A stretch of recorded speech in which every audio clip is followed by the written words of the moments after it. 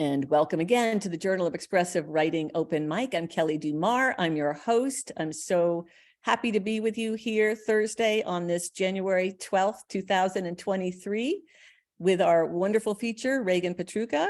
And I just want to mention that we're going to introduce Jen Minotti, the Journal of Expressive Writing founder and editor, to say hello and say a few words. Hi, everybody. It's so good to see you. Thank you for all of the people who have been coming every month. It's so great to see you each month. It's become the highlight of my month. And welcome to everyone who is new here tonight. And a big thank you to Raegen, who will be joining us as our featured writer, and the 15 writers who pre-registered to read their work. Thank you to Kelly for hosting and Katerina for helping behind the scenes. So yeah, just thank you everyone for being here tonight. Thanks for everything you do with and for the journal and for all the writers that are published and for supporting this, Jen. I really appreciate it. So I want to say one more quick thing. Oh, I wanted to just talk briefly about the open mic for those of you who are preparing to read in the open mic. I believe Katerina has posted the list that we have of the readers. This is an advanced sign up open mic. We don't sign people up the night of. It's advanced registration for the open mic.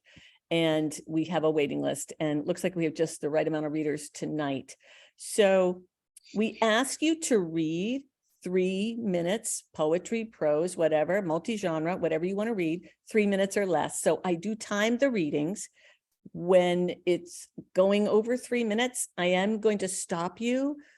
Please don't take it personally. We just really keep to our time limits, and we definitely want you to come back if even if you go over. And it's really helpful if you time your reading before you come for the evening of open mics. But again, if it is longer than 3 minutes, if you haven't checked with me for an exception to that rule, which we do make a couple of exceptions to that rule, but we do that in advance. So if you haven't contacted me in advance that you might have to run over the 3 minutes and I've approved it, then please don't do it. But if you have contacted me, just remind me by sending me a message, because I can't remember who you are tonight. So sorry. Now, so it's 3 minutes or less. And the introductory remarks that you give in your open mic with your piece are part of your 3 minutes. So just try to remember that. You don't have to say much in introduction to your piece, but if you do feel like you want to say something, just realize that's part of your 3 minutes running. All righty. I have got, I am going to actually spotlight myself right now. And I am going to read, I hope I'm going to read, yes, the opening poem. I choose every month an opening poem to read for the opening of our session, something that I feel might be important to bring into the room to start our gathering. And tonight I've selected a poem by Naomi Shihab Nye called So Much Happiness. It's difficult to know what to do with so much happiness. With sadness, there's something to rub against, a wound to tend with lotion and cloth. When the world falls in around you, you have pieces to pick up, something to hold in your hands like ticket stubs or change. But happiness floats. It doesn't need you to hold it down. It doesn't need anything. Happiness lands on the roof of the next house singing and disappears when it wants to. You're happy either way. Even the fact that you once lived in a peaceful treehouse and now live over a quarry of noise and dust cannot make you unhappy. Everything has a life of its own. It too could wake up filled with possibilities of coffee cake and ripe peaches and love, even the floor which needs to be swept, the soiled linens and scratched records. Since there is no place large enough to contain so much happiness, you shrug, you raise your hands, and it flows out of you into everything you touch. You are not responsible. You take no credit as the night sky takes no credit for the moon, but continues to hold it and share it, and in that way be known. And that is So Much Happiness by Naomi Shihab Nye.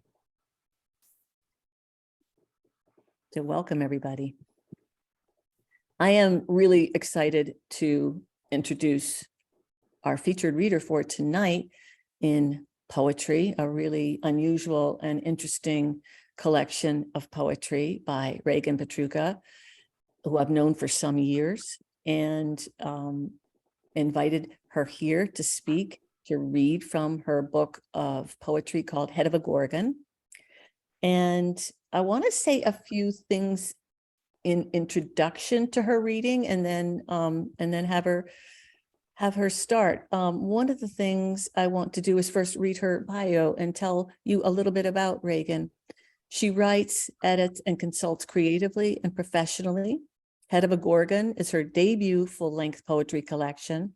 Her debut poetry chapbook, An Animal I Can't Name, won the 2015 Two of Cups Press competition. She has a memoir in progress. She received her MFA from Bowling Green State University, where she was an assistant editor for Mid-American Review. Her writing has been published in Cimarron Review, Puerto del Sol, and other journals. Her photography has been published in Rivanna Review, Olney, and other outlets. We'll be putting her contact info into the chat room and the link for buying Head of a Gorgon, which we hope you'll do.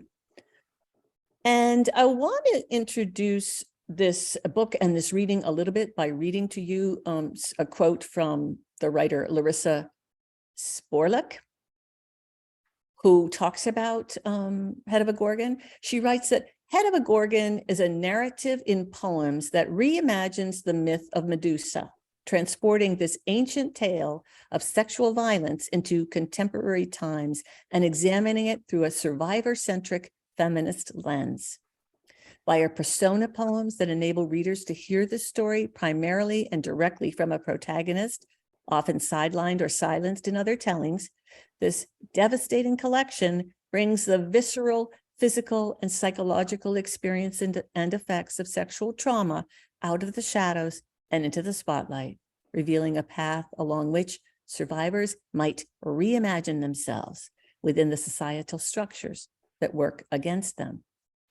Okay, well, this is a place, the Journal of Expressive Writing, where we believe very much in this process of writing the stories that need to be told and expressing them and unsilencing and using the writing as a healing process, of course. So I think this is a really important book for us to be sharing and talking about tonight. I want to read you one other review. A review by Jennifer Saunders. She writes about Raegen's book, harm abounds in Raegen's debut full-length poetry collection, Head of a Gorgon, but so does healing. Raegen, whose chapbook, An Animal I Can't Name, won the 2015 Two of Cups press competition, counterpoints the myth of Medusa, raped by Poseidon and punished by Athena, with a present-day story of sexual abuse to trace a long cultural history of misogyny and victim blaming. Yet even as these poems trace harm, they offer a path towards rediscovery. Armed with this ability to rewrite past harm, Raegen casts a new glow over Medusa's story. Reality winner got 5 years. Sandy Berger. Okay, we need to mute whoever that is. Sorry, we got that under control. Oh. Yes, we're set, I think. Okay, good. Sorry. Armed with this ability to rewrite past harm, Raegen casts a new glow over Medusa's story. She reminds us that Medusa is more than the Gorgon we know. She was once a girl felled in the grass at sunset. That's from Raegen's poem Transfiguration. Whereas the myth relates matter as well, mainly because of the sensitivity around and triggering nature of it. Plus, there are a lot of formal elements to poetry. Oh gosh, what? I'm sorry. That quote got moved. I started reading a different quote.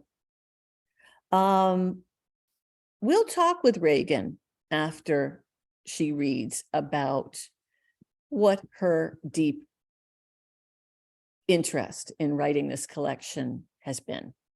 And we will have a chance to please put your questions into the chat room if some surface for you. I just want to one more thing, because I don't want to end on an awkward note from having botched that quote. There's a wonderful piece of nonfiction that Raegen wrote, an article called "Justice Isn't Possible: Why I Write," that was published in the Unia Review, and I'll put the link for it in the chat room. She writes, "There's urgency to the story I'm sharing in Head of a Gorgon.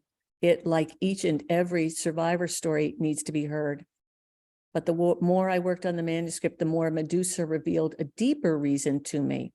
Her voice now was more than just the whisper it had been when I first heard her call. She too knew what I knew, that justice for us would always be impossible. But we're going to look at what perhaps Raegen feels is possible if it isn't justice tonight in her reading." And so, Raegen, we're so delighted to welcome you tonight. And we thank you for being here to read to us from your book. Well, thank you. Again, I'm so thrilled to be here, and thank you to Kelly and Jen. You guys are pros. I've just been so impressed with everything that you've done in support of this event, and from beginning to end, it's just been amazing. So thank you. Thank you to everybody who came out, people who are going to share your awesome work, and then people who are here to just take it all in. I hope we deliver. So I hope you kind of got a sense of the project a little bit from what Kelly shared. But basically what I do in my book is I reimagine the myth of Medusa with a specific focus on the sexual violence aspect and telling of that myth. And so I feel like it's necessary to just provide a trigger warning. So this is a trigger warning for that, as well as some suicidal ideation type stuff. So if any of that stuff is problematic to you, you'll probably want to mute me until the open mic part, because that's what this work is about. So not to silence myself, but I also don't, want this to be a painful experience for people who may not be in a position right now emotionally or mentally to take this kind of work in. So I do like to provide trigger warnings before. One thing that I really like to do when I have a reading of any kind of significant length is I've started to do this poem pairing, because I like to think of literature as being in dialogue with each other, with the community, much like Kelly started off the night with a poem. So I'm going to be kind of toggling back and forth between my work and some other work that I've selected that I feel speaks to certain poems that I picked from my book to read to you tonight. But first, I want to start with the opening poem of the book, which is basically about the beheading, the way that I've kind of rethought that.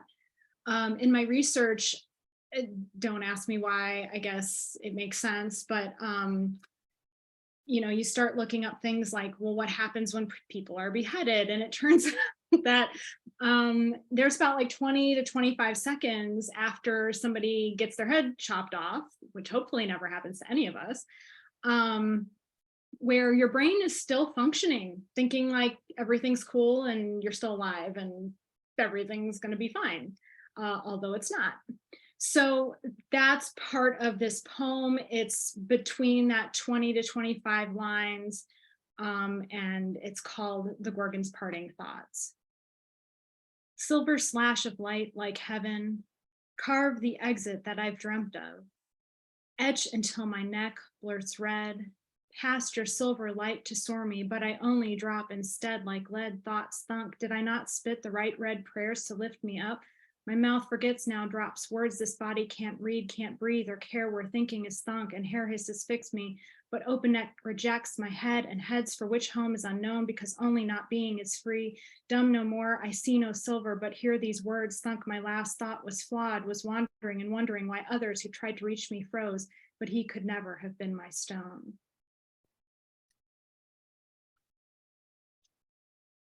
So this next poem is from Pleasable Nature by Krista Siglin.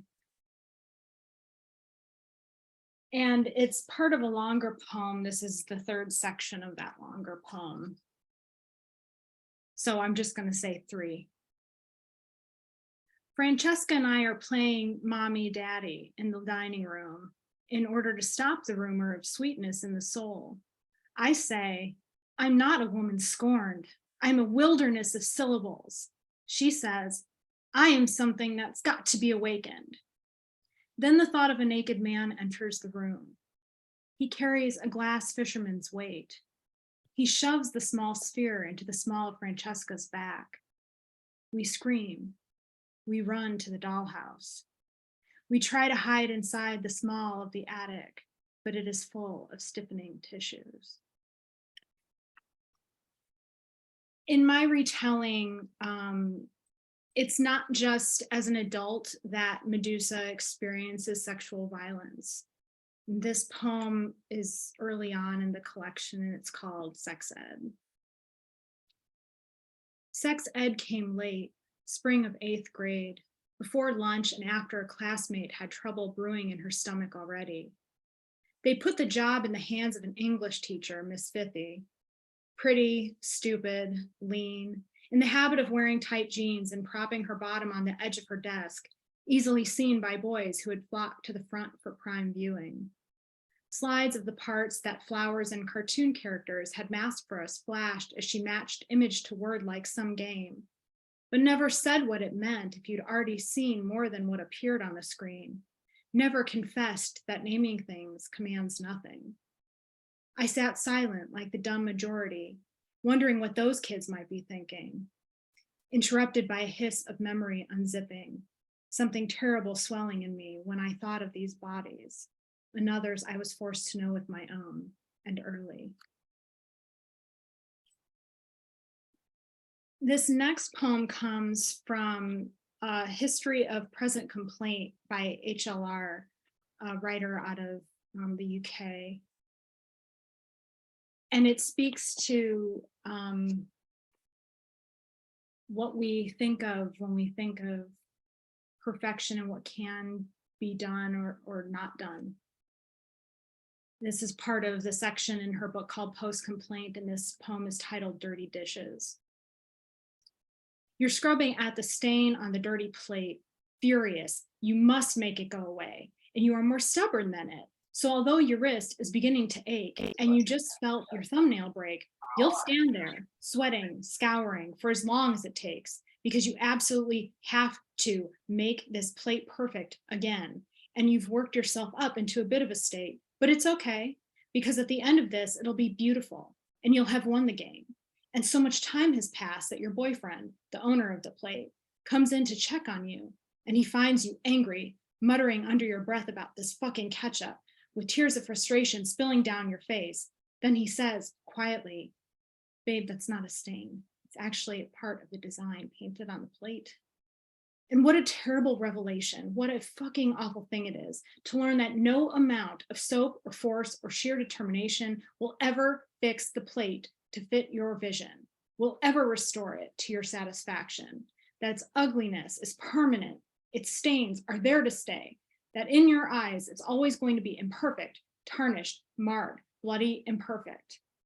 That there's nothing you can do to change the design of something that you didn't create, that no amount of effort will ever make it plain again, or untouched, or pure, or clean, or perfect, or sane again.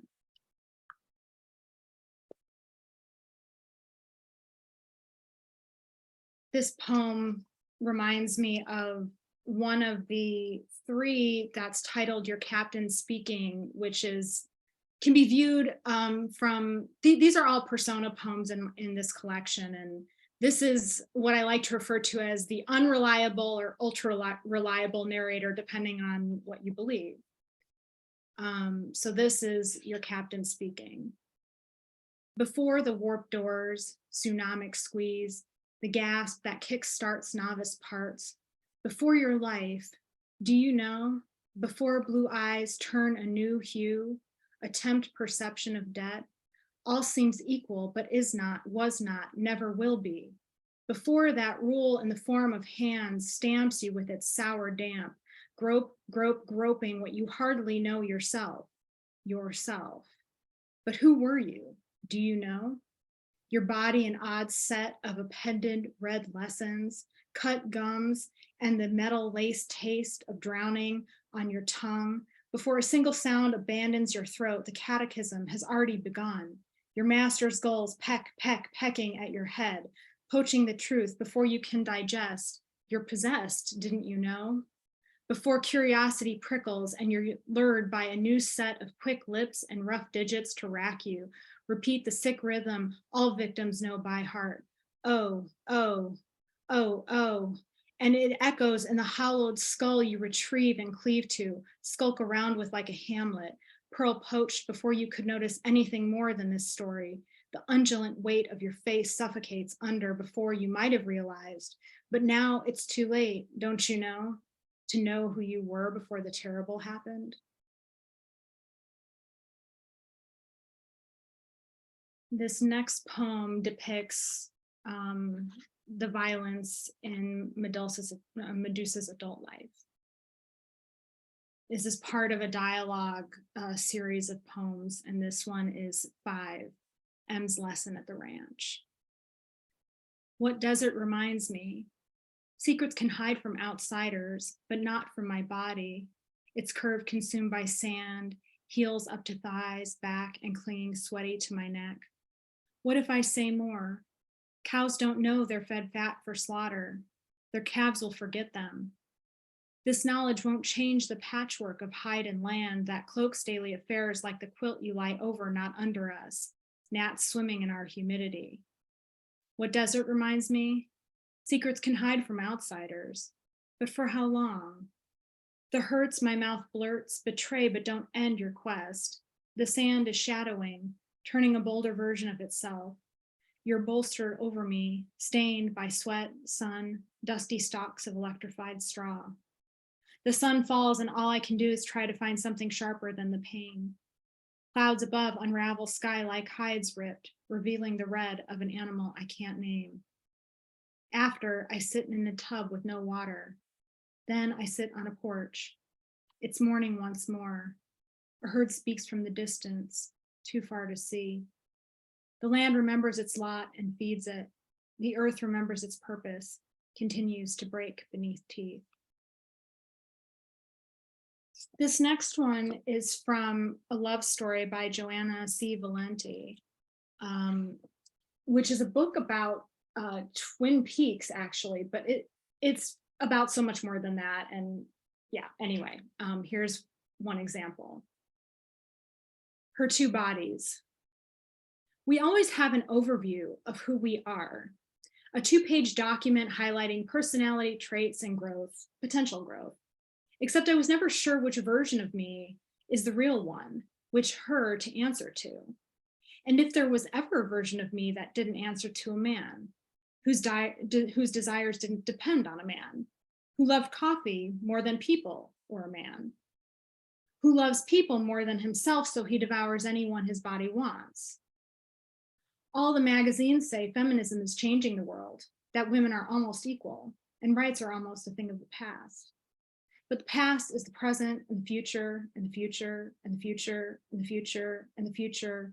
That is my future, which is no future.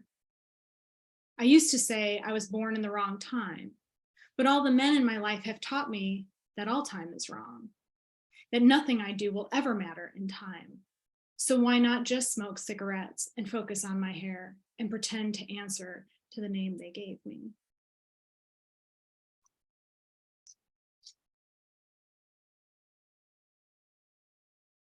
This is a poem from my book called Note from the Nadir. No savior awaits. These men are predators, and every girl doomed to be consumed by their smoke and mirrors.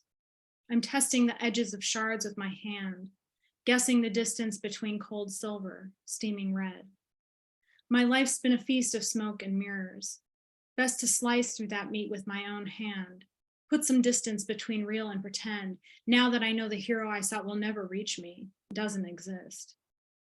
Can I cut through illusion with my own two hands as swiftly and easily as my head sopped up what was fed? I'm certain the dream I chased never existed. There is no great epiphany. Yet my head still ingested what was fed. What can you do when part of the problem is you? You'd think there'd be some epiphany, that the equation could be worked out in one's head, but there's nothing you can do when the problem is you. Can you solve the problem of your head? Can you solve that problem with your head? Try to solve any problem in your head when the root of the problem is you. No savior awaits. These men are all the same. That problem lives in and beyond my brain. So thank goodness for sharp shards, steadfast hands. This next poem is from a book called Sermons by Miriam Krolos. And one of the things about my book is that it considers not just the predators, which are men in my reimagining, but also the enablers, which are women, and in this case, the mother figure. So this is, again, this one's not my poem, but it kind of speaks a bit to that subject. Sermon for girls. This is what happened. And that's why they hate us. They do not love women anymore. They love only other men. With another man, a man can clap onto a body like his own and let go, knowing he has done nothing wrong. He can laugh or not laugh, knowing that he is still good. They love their brothers and their sons, and their fathers whom they want to love them. Somehow the things they heard women speak about them made them so angry that they could not speak anymore. The things they heard women speak about their brothers hurt them so much they could not speak.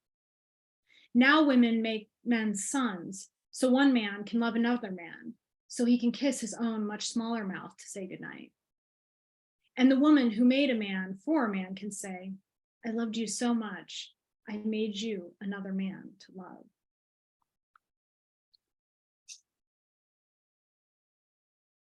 This poem is from my book, and it's called Mumfish. Mother, why didn't you protect your daughter? I told you about the beast so long ago, but struggled alone under the weight of his water. When he invaded my borders, you pretended it was nothing, muffled his name in a bubble. Mother, why didn't you protect your daughter?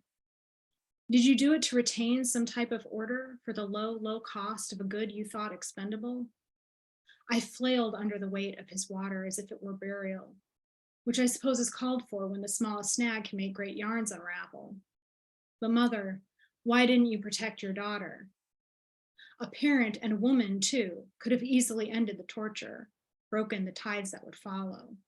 The irony here is less than subtle. I nearly drowned under the weight of his water, unarmed, unable to swim from the slaughter. Sometimes I wonder if you would have missed me at all. Mother, I'll never know why you didn't protect your daughter. I'm still searching for a way through the weight of that water.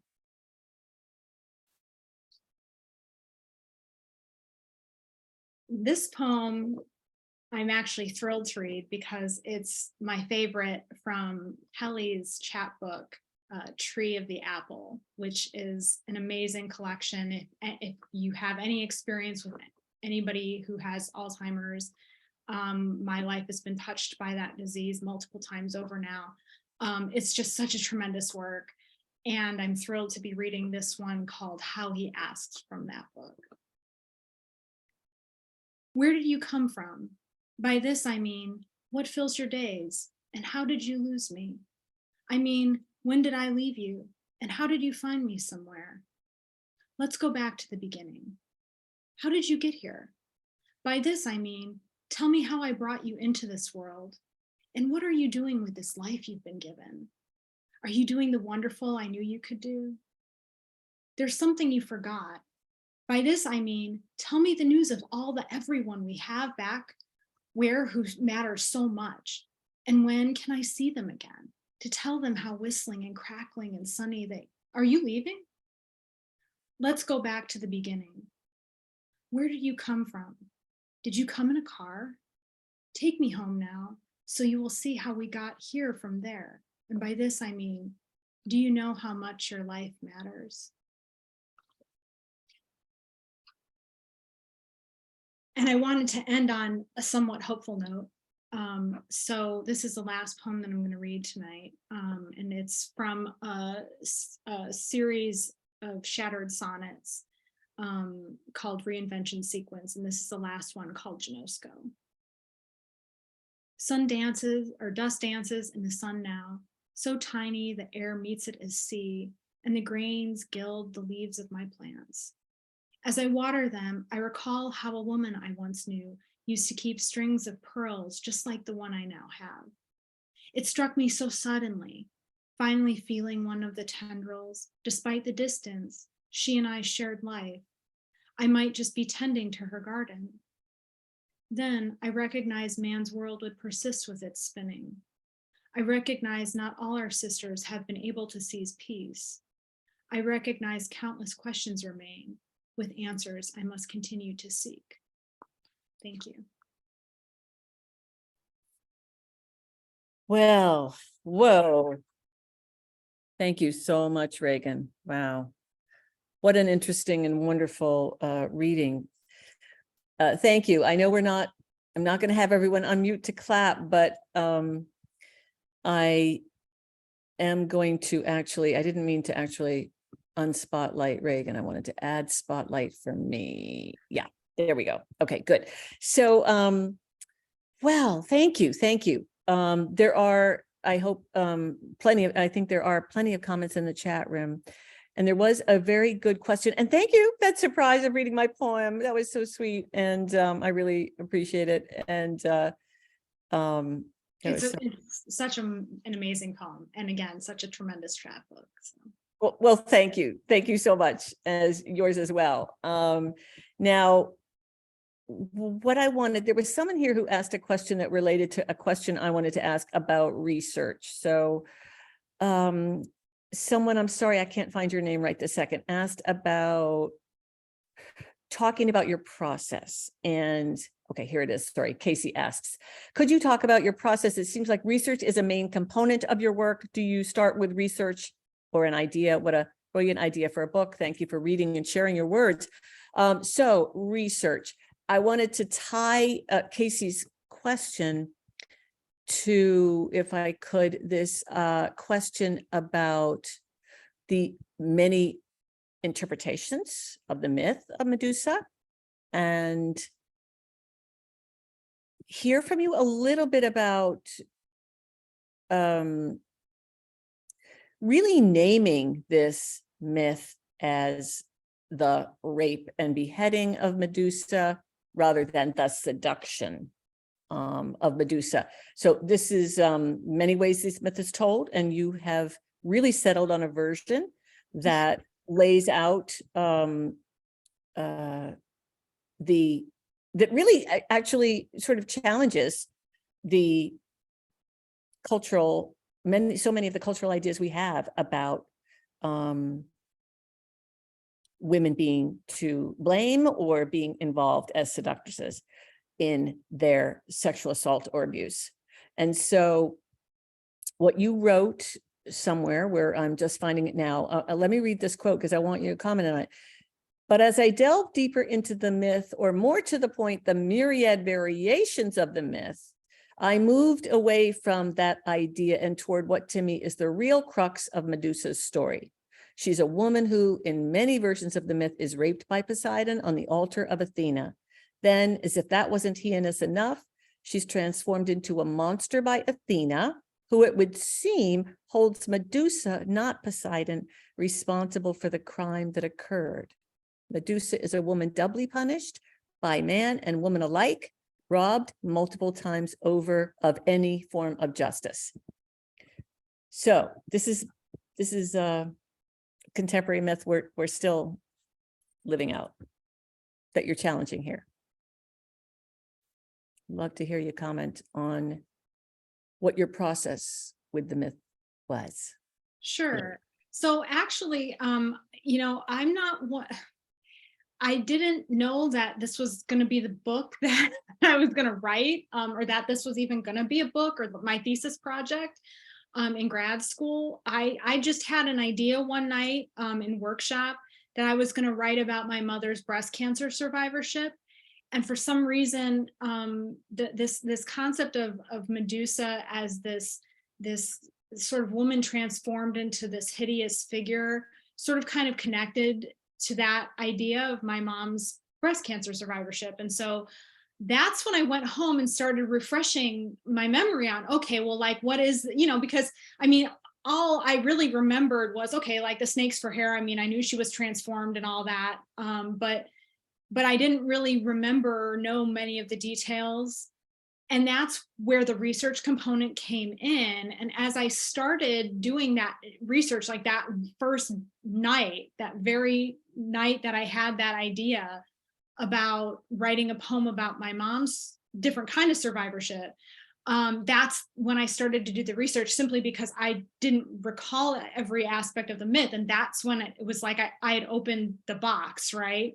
And out came all of these different variations, and to me, in the times we're in now, it seems like just very obvious to me that, yeah, I mean, like there was no ambiguity for me as to what this myth was really about. And perhaps that has a lot to do with my own experiences and the experiences of fellow people who are survivors. But again, to me, it was like all the versions that kind of painted it as it was like that, it just didn't feel right. It didn't feel accurate. It, like, on an emotional, it's like hearing the wrong note in a song. It stands out as it just didn't resonate properly.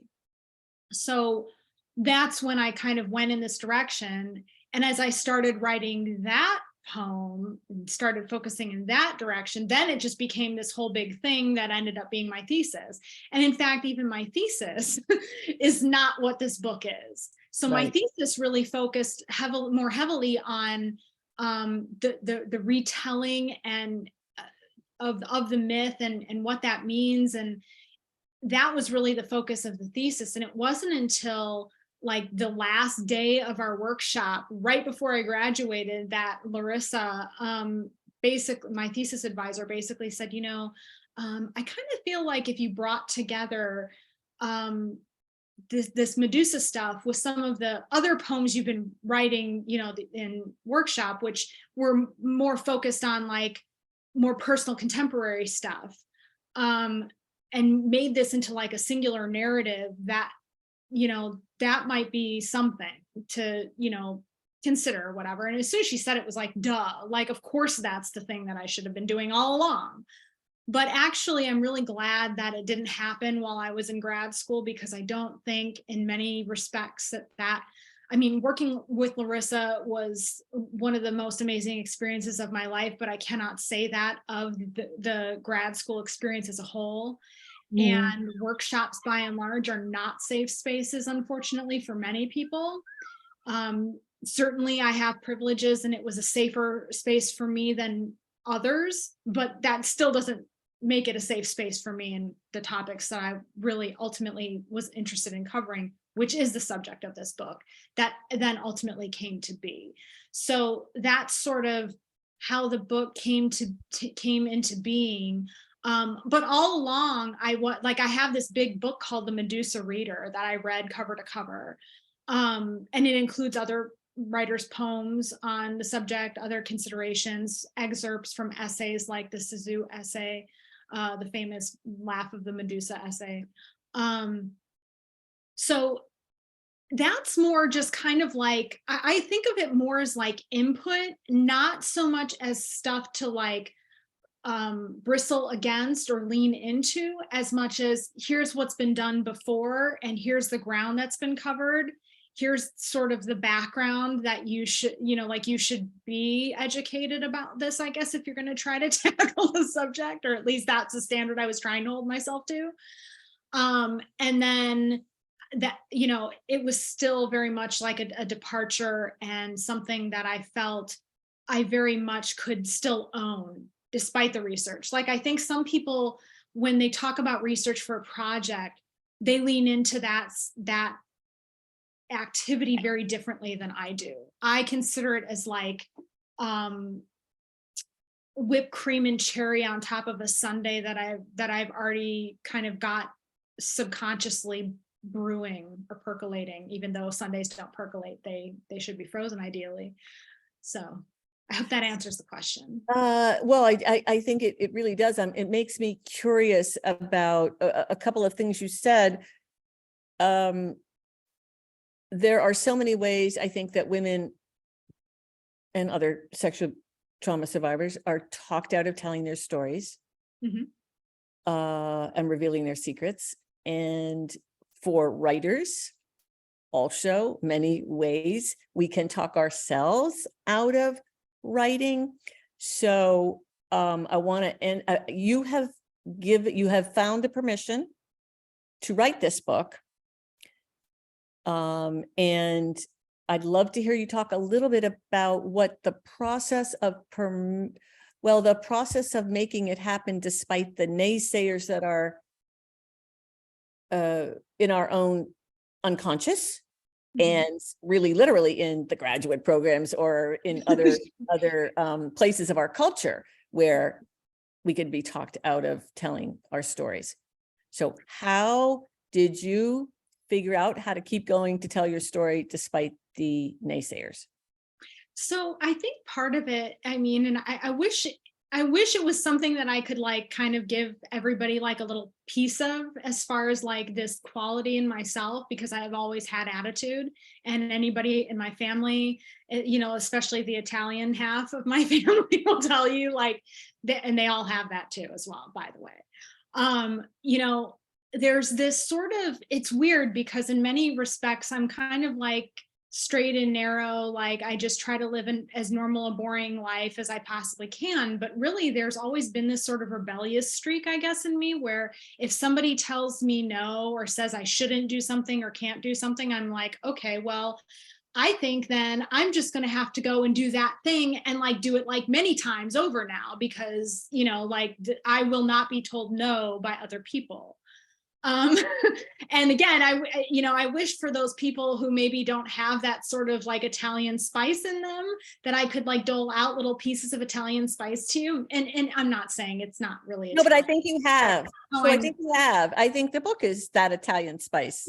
But and you've it's just, used it, you've yeah. done it, you've over, you know, here's the evidence of what you've done. You've given us that Italian spice tonight for sure. Yeah, but I mean, I think too, part of it is, you know, there's always going to be people for various reasons. I mean, obviously for predators, it's to protect their secrets, and keep them out of jail. But for others, you know, it could be jealousy, it could be intimidation. I mean, I've had people, I mean, all across from my education to the workplace, you know, try to hold me back, sabotage me and all this stuff. And I'm not saying like, oh, because I don't consider myself a victim. But I will say I've had these experiences, and I've taken the experiences and I've tried to make myself and my choices stronger from those experiences. And I think part of that, and this is something that, you know, I do think anybody can kind of take away, even if you're not born with the spice, or don't have that sort of natural inclination towards that sort of rebelliousness in that respect, is to really kind of just pay attention within yourself when you feel like you are being silenced. And here's where journaling can be really helpful, or even therapy can be really helpful. And just kind of explore that. What is at the root of that? And how can you change your beliefs and take action to overcome that? And I really think that, you know, starting out as a more rebellious younger person, it kind of like layers on top, like layer on layer on layer, to where you become, at least if you're 40 something me today, it becomes a kind of armor, you know, that's stronger and stronger and stronger. But you have to take that first step in, like, for example, forming a boundary, initiating a boundary with somebody who's crossed like a line for you. What if that line is, you know, somebody's telling you not to do something or say something or speak up for yourself, then the boundary, that's the boundary, that's the line crossed, and that's the boundary then you need to enforce in some respect with that person. And the more that you do that, and the more that you make that a practice, just like writing, right? The more that you do it, the more, you know, you find it just flows, the juices come, the inspiration happens. Same thing with a lot of things in life, and this sort of armor building is one of those things as well, where it just gets easier and easier to do that.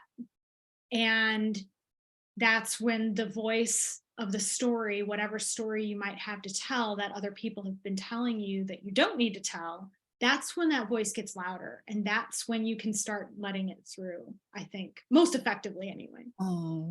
Beautifully, beautifully said, Raegen. I really appreciate it. And I know a lot of our listeners, I'm sure, are appreciating it as well.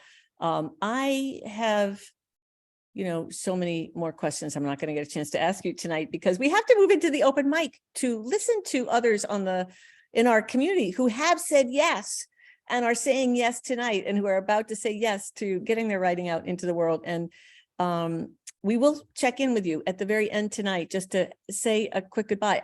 We have put the link to purchasing Head of a Gorgon and your website in the chat room. We will, Jen, I'm sure we'll get it in there again for us as we move into the open mic. Well, thank you so much for everything, for the beautiful reading and all the wonderful answers to the questions. And I hope you get a chance to look at the chat room. And yeah, I definitely will. I'm looking forward to what everybody's going to read tonight. And also, if you're interested in having a signed copy, just reach out to me through my website. Otherwise, please go through my publisher, because you're helping small indie presses by doing so. So thanks again. thank you. I'm going to turn off the recording now. Thank you for listening.